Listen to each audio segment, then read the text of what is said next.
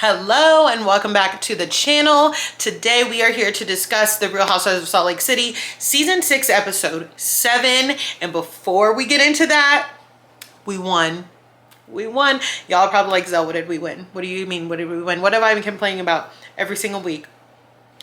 They have not put the Watch What Happens live episode on to the Real Housewives of Salt Lake City page on Peacock. Hallelujah! Praise him, bless him, hallelujah. Complaining works, okay? Complaining works. Don't ever let people tell you otherwise. I'm just kidding.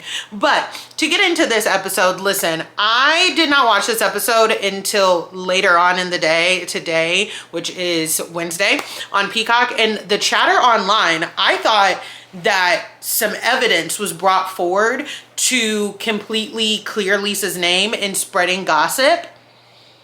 False. Lisa Barlow stans are just like, oh my God, we're tired of her being the bad guy. And listen, do I think that Lisa is responsible for all of the tea that is spilled in the leaks in Salt Lake City? No. This quite literally was my point when it came to Monica Garcia and the reality Von Teese of it all. I was screaming from the rooftops like, wait a minute, all of these Salt Lake City women talk to bloggers. Heather's hairdresser was literally running the account with Monica, and Heather knew that Monica was a part of that account before, like for weeks before, a month before she actually brought it to the ladies. And I'm not saying that any of it is right, whether it's Lisa, Heather's hairdresser, any of the women. I'm just saying that they all do it. Okay. And that again was my main point when everybody was so up in arms about the reality Von Teese of it all. But my issue with Lisa is, and look, I didn't listen to Andy on Call Her Daddy, but I saw the clips. Andy is literally saying, no, Lisa has an issue slowing down, listening in the moment, and taking accountability for her actions. John Barlow literally said, you're never wrong. He told her, you're never wrong. Like, it's crazy to me because she swears that she's moving forward with some people and then she's right back to sending digs at them. It's just, I remember how it was when she had that hot mic moment with Meredith, and it's like, you were clearly wrong.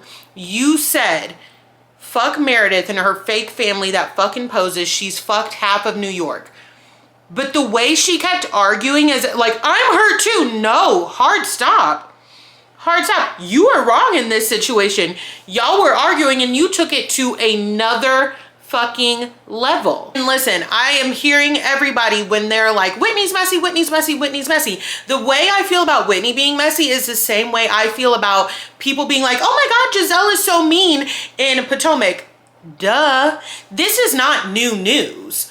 That's why I'm so confused. Sometimes I think what happens with some of these reality TV shows and episodes is like people forget context, right? Because people are like, oh my God, why is Wendy being so hard on Angel? And I'm like, what do you mean, why is Wendy being so hard on Angel? Angel literally has shown that she does not like Wendy. So why would Wendy go out of her way to stand up for Angel, stop Giselle from bullying Angel, when it's clear that Angel is dead set on misunderstanding Wendy? Same thing I feel about Whitney. Whitney been messy. Whitney, Heather, bad weather. Why did that come? Because they were being messy. Seeing bad weather back in action on this episode, I was like, wow, I forgot how they used to be together. I do think that Whitney has gotten to a place where she is like, I'm just going to own my messiness. Kind of like this. She reminds me kind of the Ashley Darby of Salt Lake. She knows what she's doing and she is doing it. It took her a while to find her footing. Whitney used to drive me crazy. And I mean, she still kind of does. She just really, really made me cackle with, right? But she's sitting there while they're screaming at the table, grinning ear to ear. At this point, she's not afraid to say it. We open up this episode and she's like, if Bronwyn comes on the boat, we're going to talk about it. If Bronwyn doesn't come on the boat, we're going to talk about it. So we're going to talk about it either way. She's not sitting around pretending like she does nothing wrong. She doesn't talk about people. She's not bringing things up. When it comes to leaking things, last season we had her canoodling with Up and Adam, right? We know that Lisa has gone and this man has passed now, but when in season 1 or 2, when it came to Mary's church, that guy Cameron that said that he gave like his life savings to the church or whatever, and that he was in a cult, he ended up passing away. Lisa is the person that dug up that dirt and brought it. And like, the reason that bothers me is like, that was dark. It was really, really dark, and it was really, really sad. Lisa is the one that brought that to the surface. And so people being like, Lisa doesn't dig. She does. One, she does. And two, people saying like, oh, Lisa's only Doug was that. Oh my God. Her only dig was that. That was pretty bad. That wasn't her only dig, but that was pretty bad, y'all. Like, come on, we gotta admit it. Everybody's saying, oh, it's a Lisa pile-on. I don't think it is. Lisa behaved like the guiltiest innocent person I've ever seen in my life, if she really is innocent.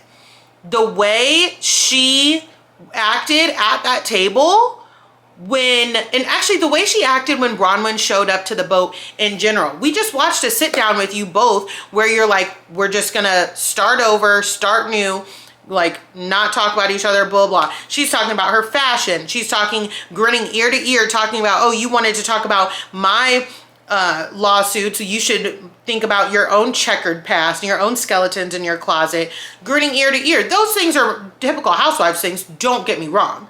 But whenever Lisa is questioned about her actions and pushed into a corner, she's crying and she's like, I've never done anything to any of you. Never?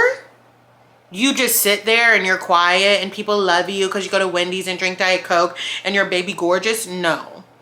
That's not it. Like, you're in the mess with the rest of these women. If it's, oh, I have a completely different life than the rest of you, or oh, my marriage is perfect and nothing's ever been wrong, or I've never done anything to either of you. It's always extreme. She can never just say like, yes, I have, you know, been in this place with Bronwyn and it was really tricky, but we are dedicated to moving forward. That's why her beefs last so fucking long, because she says one thing and she promises to move forward, and then when she gets a wild hair up her ass, she goes right back. Like, what is her issue with Bronwyn?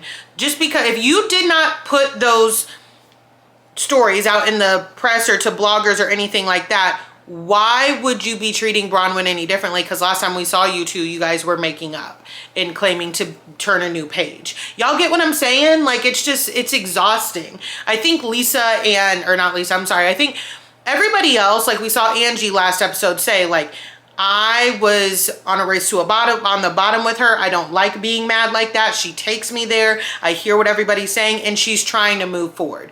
Like, let's keep this going. Lisa, there's no doing that with. And she's saying, oh, Bronwyn's just gonna give iterations of the truth when we talk about these.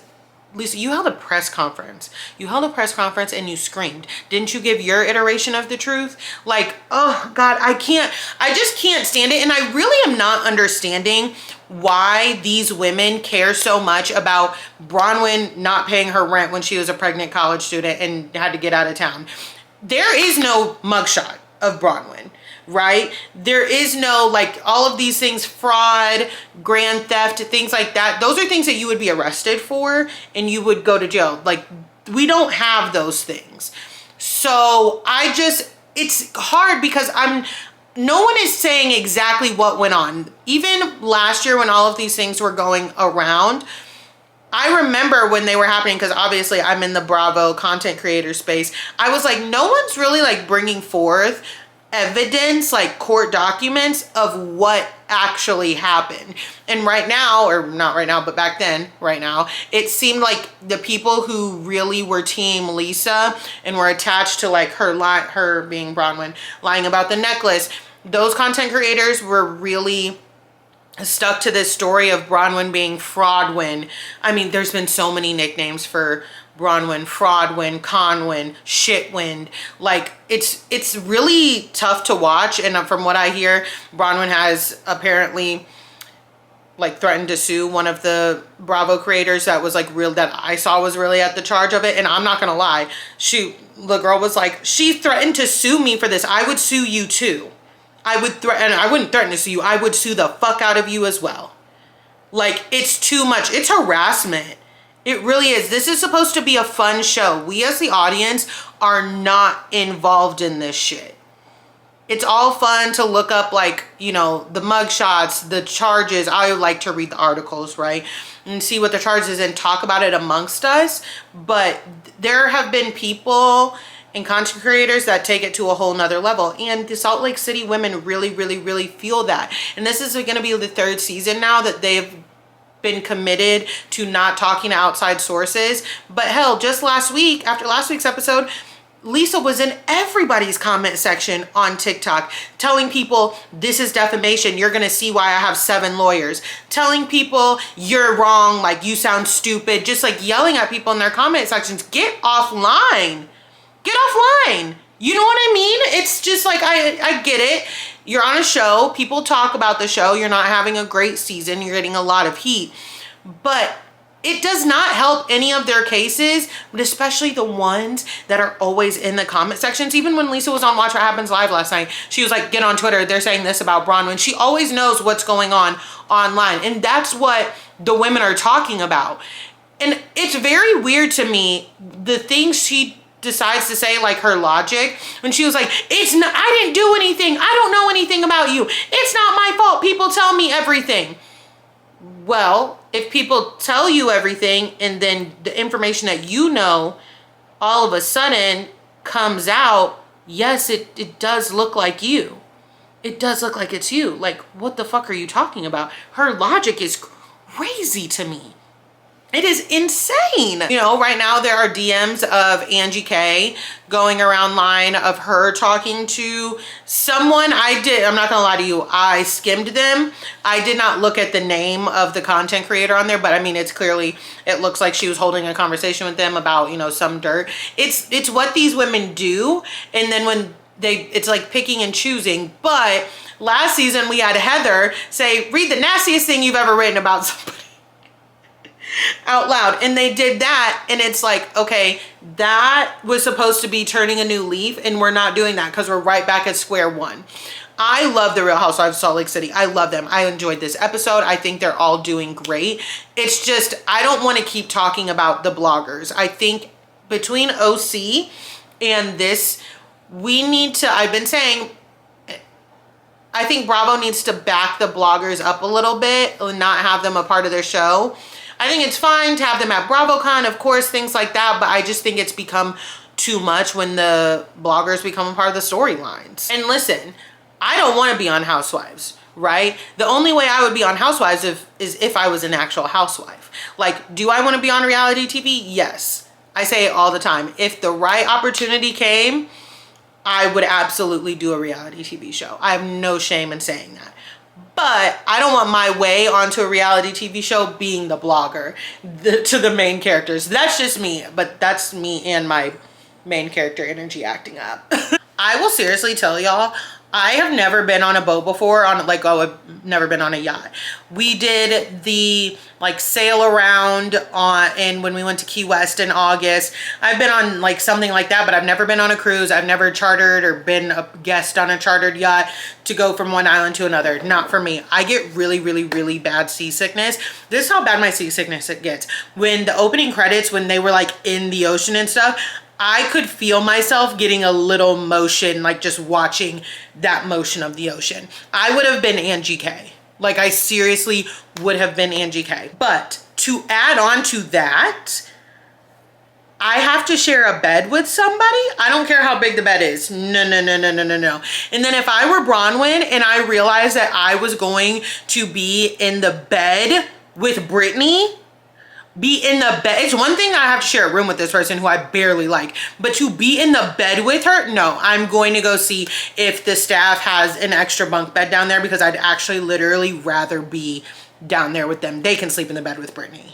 Now, when it comes to Bronwyn revealing that Brittany was talking shit about Lisa and Meredith, again, it's one of those things where I have no clue why people are like shocked. She literally did that last year at that one party where the high body count hair insult was said. She literally did that last year. Brittany thinking that she's having a private conversation on Housewives when the camera is there and you're mic'd up. That I can tell you right now, that's why Bronwyn did that. Like, duh. you don't know when you're filming this stuff, you don't know whether it's going to be shown or not. So she's going to be like, yeah, it's right there. I probably wouldn't have done the same thing. Arguing with Brittany seems really, really, really fucking exhausting. But Meredith is really phoning it in. She is giving friend of, but she did nothing for herself with Brittany saying she goes from 0 to 100 when she literally heard that and did the slowest drink toss in housewife history. Slowest drink toss in housewife history. I was like, I'm not gonna lie to you. At first, I was like, did she just throw a drink on her? Because I've never seen a slower drink throw in my 33 years of life. It was literally, I was like, what? And then Brittany throws a drink back at her, like, because yeah, why not? You did just put a drink in her lap. And she's like, enough. No, bitch, you poured a drink in her lap. Like, I don't even know if I would rather you throw a drink in my face or slowly throw it in my lap. Oh my God, these women are something else. But bad weather getting that shit started at that table. Whitney is grinning ear to ear, and Heather is so fucking drunk. She is wasted. Her extensions are not blending. No, Heather, I was gonna say Heather might have gotten further had she not said Lisa is the reason all of the like gossip gets leaked, but that's not it. Lisa was acting guilty beforehand. What I truly think is that Lisa planted these seeds before her and Bronwyn made up. I think that she planted these seeds before her and Bronwyn made up, and she still is kind of mad. So it was like, whatever, it's out there now. And she's like, I'm going to stick to it. That's personally what I think. I don't care that she started crying and screaming and that does not work on me. It does not work on me. She is literally sitting there crying, saying, I've been accused of being a cheater, and I've been accused of being just like Jen Shah. Didn't you just accuse Angie of having a suit man last week? Which, by the way, also, fuck Meredith and her fucking fake family that poses. You accused Meredith of being a cheater. And you also called Bronwyn Jen Shah on Twitter. So that's what I mean with Lisa. She's like, you accuse me of doing this, you accuse me of doing that. All stuff that you have also accused people of being just like or doing. So, but she sits there and says, this is the sickest thing anybody has ever done in my life. I cannot imagine anything like this. And I'm just like, the dramatics. The dramatics. This is sick. This is sick. What are we talking about here? And it kills me because people who are so like Lisa, team Lisa, or this is too much. I guess I did see this video on TikTok last week. Somebody said that Suit Man is the same Suit Man from the whole like call her daddy controversial thing, where the guy that Sophia Franklin was dating when the whole the OG caller daddy like blew up between her and Alex Cooper, and the reason they stopped being friends and stopped recording the podcast. Apparently Sophia Franklin said on a podcast that Angie used to screw around with Suit Man. Well, here's my thing. Timeline, date, like she just said it on a podcast, so all of a sudden now it's fact, boom. And apparently Lisa said she didn't believe it, but you don't believe it, but you spread it. You don't believe it, but you spread it. And then you said you didn't believe it because you didn't want to make things worse. Nothing she does adds up. Like, it doesn't make her any better. None of this exonerates her or is like making her look like a better friend, a better castmate, a better anything. And her screaming on the phone to John, like, it's very confusing to me. If you listen to, not confusing, but like her erraticness, like, yes, it's a stressful situation. Being blamed for something you did not do is definitely not fun. And I actually have a little bit of trauma behind that as well. But like, she is just the screaming, the crying, the throwing up, the saying that she would never do things to people that have been done to her that we have seen her do. Like, I just don't know how we move on with Lisa, because it is going to be really, really hard. If we do not show her the footage, like I said, Andy just said on the Call Her Daddy podcast, Lisa has an issue hearing, listening to other people's side of the story, comprehending and taking accountability. If you do not show her this is what you did, and even when you do, she gets so like defensive and upset. And her husband is sitting here telling us, you're never wrong, Lisa. You don't think anything you do is wrong. So I'm just like, and they've released 6 minutes of the next week's episode, and she's sitting there again. You've said that you're moving on with Bronwyn. Heather and Whitney are the ones that accused you last week, but now you're sitting here saying, I have a text message of Bronwyn asking me to reach out to Gwen's grandparents and help with that situation. She doesn't want that to come out. Lisa, no one ever said that you talked to the grandparents. We all were under the understanding that you knew the grandparents, you knew them to be something different. The issue was you bringing to the show that they told you that Bronwyn faked a loss. And now you're throwing out this text message, which like, it's not a big deal. So what? Like, I remember Bronwyn telling us that Gwen was open to getting to know the grandparents and yada yada, but then they were talking bad about her. So Gwen, I think, backed out is what she said. My point is, bringing this up, it does not help you. It does not exonerate you. You just keep bringing up more shit, bringing up more shit, bringing up more shit. And so that's why people continue to think you are the issue and you are bringing out this shit, and it's why it gets out. Fork found in kitchen. Like, hello? I don't understand how we don't understand that. Oh my God. But all in all, another 10 out of 10 episode. Let me know what you thought of the episode in the comments, of course. And I know some of y'all get so mad because I'm not a Lisa Barlow stan. I just have to call it out. I have to call it out. We all have our favorites, right? But I don't like this selective amnesia. I'm like, we're all watching this show. Like, context matters. Timeline of event matters. These things happen. But don't forget to like, share, and subscribe. And of course, I will talk to y'all next time. Bye.